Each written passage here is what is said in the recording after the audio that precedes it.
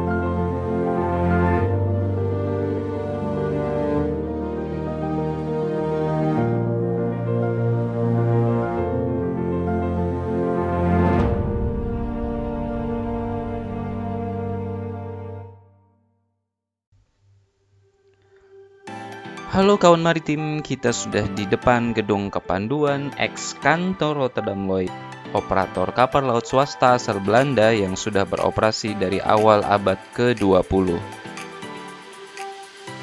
Dokumentasi gedung kepanduan ini diambil pada tahun 1950 ya kawan maritim.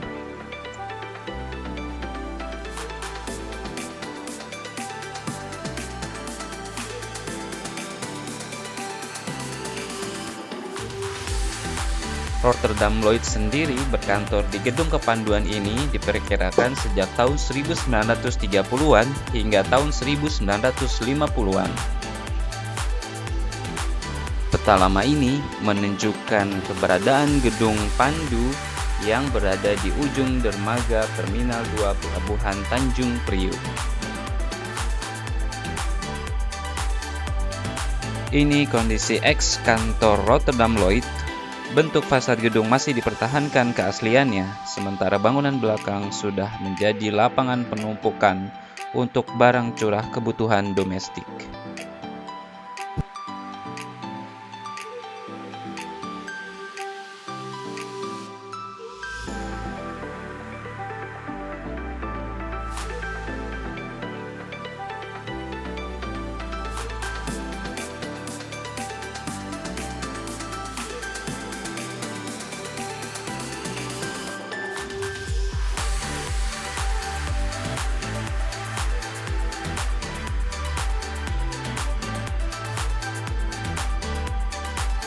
Bagian depan gedung ini terparkir kapal pandu dan kapal kepil yang siap siaga. Ketika kapal-kapal besar datang, maka langsung cus disamperin.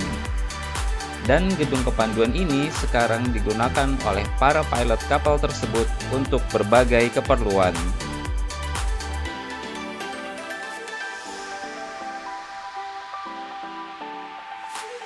Ini dia kapal-kapalnya kawan maritim. Sangat terawat dengan baik bukan?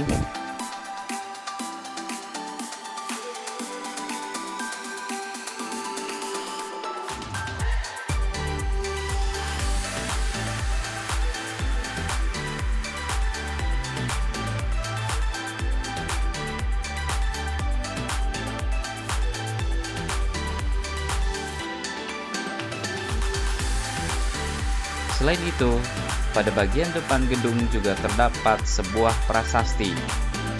Jika kawan maritim menonton video kabar maritim dari awal, pasti sudah tahu. Ya, ini merupakan prasasti peringatan Hari Jadi Pelabuhan Tanjung Priok yang ke-100 pada tahun 1977. Pelabuhan Tanjung Priok ini memang mulai dibangun tahun 1877 dan selesai tahun 1886 oleh Gubernur Jenderal Johan Willem van Larsbergen. Bentuk fasad gedung kepanduan ini sekilas mirip dengan bentuk atap lobi depan gedung Museum Maritim ya, kawan maritim.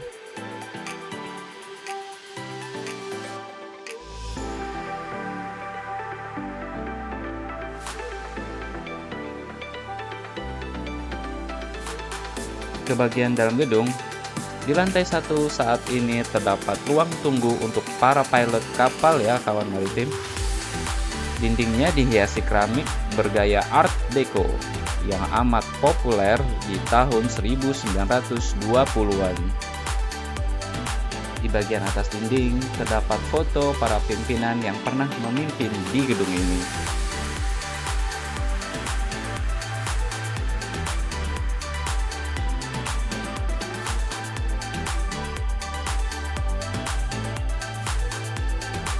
Menuju lantai 2, jika diperhatikan lagi, gaya Art Deco gedung kepanduan ini mirip dengan gaya Art Deco di gedung stasiun Tanjung Priok ya, kawan maritim.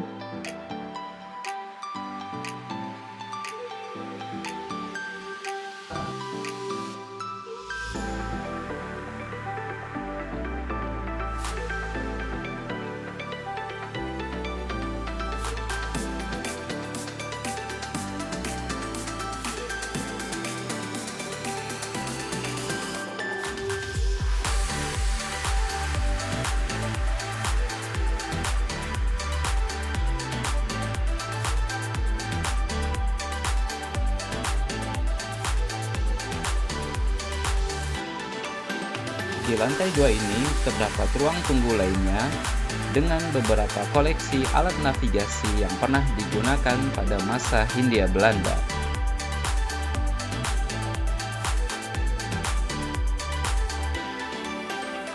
Terdapat koleksi kemudi kapal,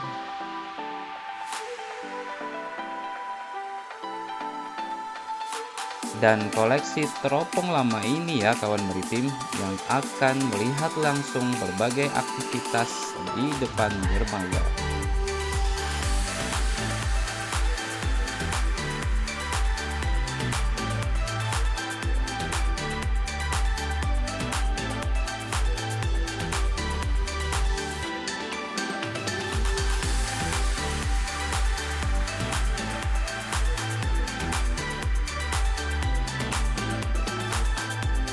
Ini aktivitas seorang pemandu di gedung kepanduan.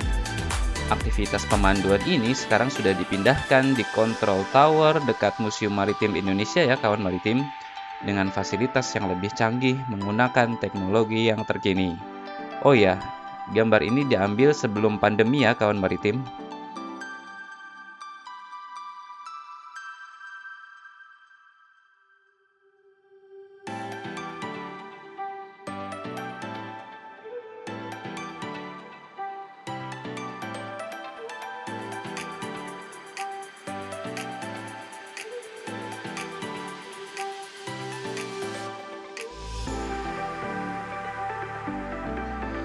Bisa dibayangkan ya, kawan maritim, aktivitas pemanduan ketika awal pelabuhan Tanjung Priok ini dibangun di akhir abad ke-19. Saat itu kapal-kapal uap dengan kapasitas besar sudah bisa masuk ke dermaga pelabuhan Tanjung Priok. Aktivitas pelayaran saat itu sudah ramai, apalagi dengan dibukanya terusan Suez pada tahun 1869.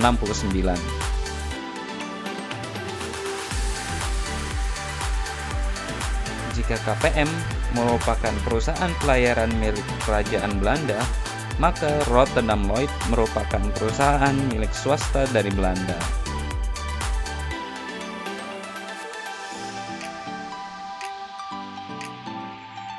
Dari jadwal yang tertera pada tahun 1950-an ini, terdapat jadwal kapal-kapal yang dioperasikan oleh Rotterdam Lloyd dengan rute menuju Jakarta. Rotterdam Lloyd sendiri memiliki kapal-kapal mewah yang sangat luks. Yang paling terkenal yaitu MS Slamet, MS Indrapura, dan MS Sibajak.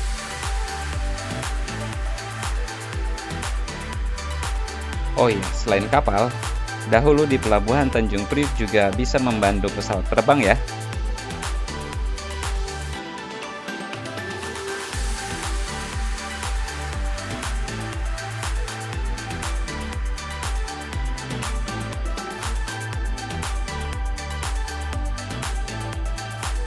Kita lanjutkan lagi di gedung kepanduan. Kali ini kita akan melihat lukisan mural yang disusun dari keramik.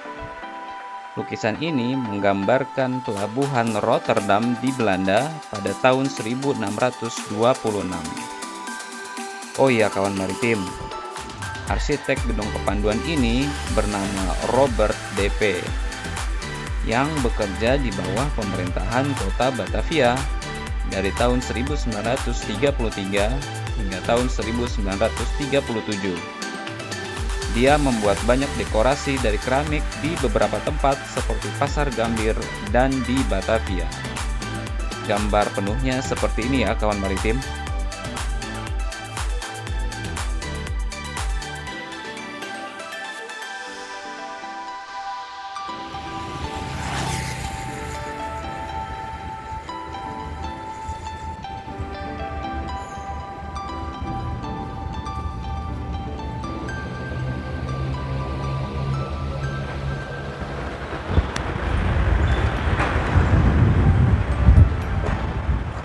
Halo, kawan maritim, bagaimana?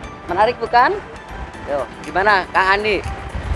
Iya Bu, ternyata memang dari dulu sudah ada kepanduan untuk bisa melakukan pandu-pandu terhadap kapal-kapal di Hindia Belanda atau di Indonesia ini ya Bu ya, terutama di Pelabuhan Tanjung Priok. Begitu Bu. Nah, kawan maritim, untuk selanjutnya jangan lupa kita akan tetap menayangkan kabar maritim tiap hari Jumat di channel YouTube Museum Maritim Indonesia. Kamu, aku, cinta maritim, kawan maritim.